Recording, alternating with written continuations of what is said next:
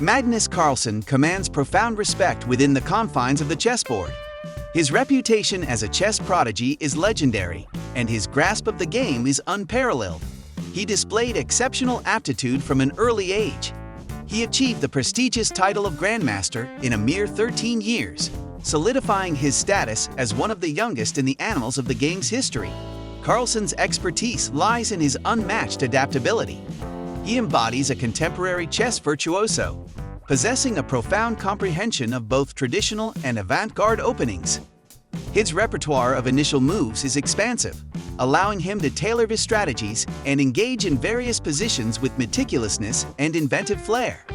What truly distinguishes him is his virtuosity in endgame scenarios. Carlsen's finesse in navigating endgames is breathtaking, often squeezing out the slightest advantages and transforming them into triumphs, even against the most formidable adversaries. Furthermore, Carlsen's unparalleled intuition and ability to make critical decisions under duress make him a formidable contender in rapid and blitz formats. He has an uncanny knack for uncovering resources amidst intricate positions, frequently astounding his rivals. However, it doesn't go without saying that Carlsen has faced some pretty stern competitors in his time at the top, and today, we will look at one of these competitors. And this isn't some random or so-called chess player Carlsen bumped into on the street. She is the #1 female chess player in the world.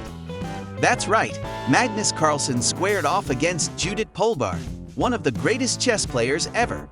So, how exactly will a chess game turn out when two of the greatest players are up against each other? Let us find out. Judith Polgar, known as the Queen of Chess, emerges as a remarkable Hungarian chess prodigy, etching her name into the annals of the game's history. Born in 1976, Judith's early aptitude for chess proved exceptional, a trait she shared with her older siblings, Susan and Sophia, who also displayed prodigious talent on the chessboard. Her ascent to prominence was nothing short of meteoric. At the tender age of 12, Judith achieved the title of International Master, and a mere 3 years later, at 15, she etched her name into chess history as the youngest Grandmaster, thereby eclipsing the long-standing record set by Bobby Fischer. Judith Polgar's reputation is built upon her audacious and aggressive style of play, a characteristic that enabled her to conquer many top-ranked male opponents. These triumphs were victories over esteemed figures like former world champions Garry Kasparov, Anatoly Karpov, and Vishy Anand. Through her remarkable accomplishments, she dismantled the gender divide in the chess realm, unequivocally demonstrating that women held the prowess to excel at the highest echelons of the sport. Her extraordinary talents in endgame situations and her strategic brilliance are anchoring her game. Judith possesses an innate capacity to delve deeply into calculations and unearth ingenious combinations on the chessboard.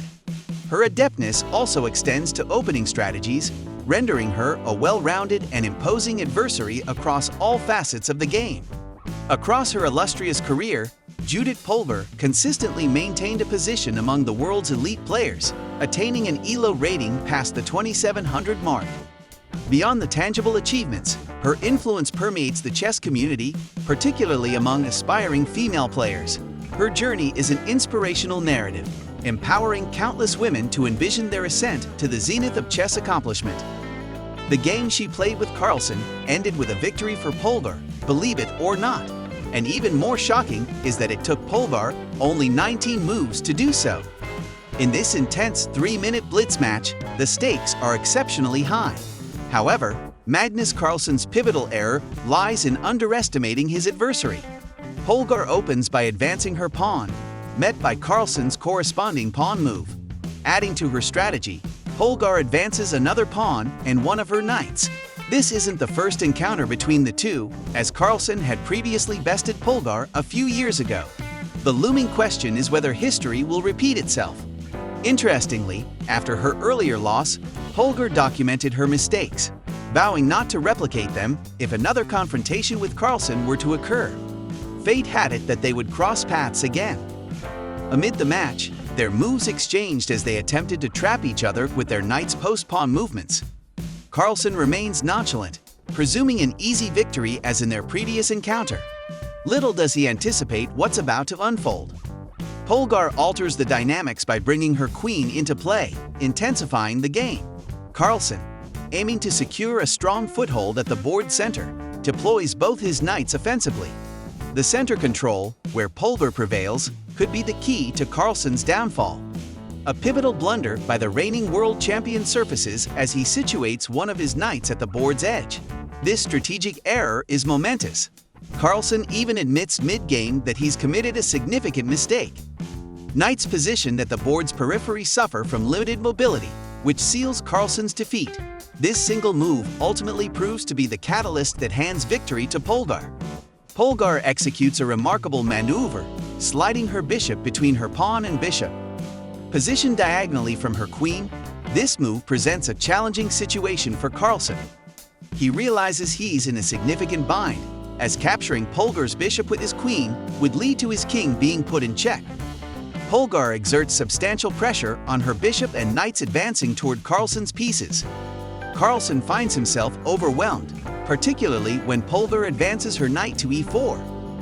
At this juncture, Carlsen concedes his loss with a resigned chuckle, recognizing the futility of his position without his queen's presence. Ultimately, the match concludes with Polgar's triumph, avenging her previous defeat by Carlsen in a tournament. While the reigning world champion's performance might not have been his finest, he was outmaneuvered by Polgar in this encounter.